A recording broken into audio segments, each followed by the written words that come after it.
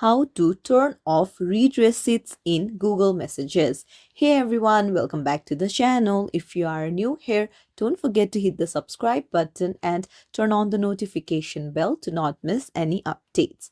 So, you do not want people to see that you have read their message, then you're in the right place. This video demonstrates how to disable read receipts in Google Messages. Let's dive right in.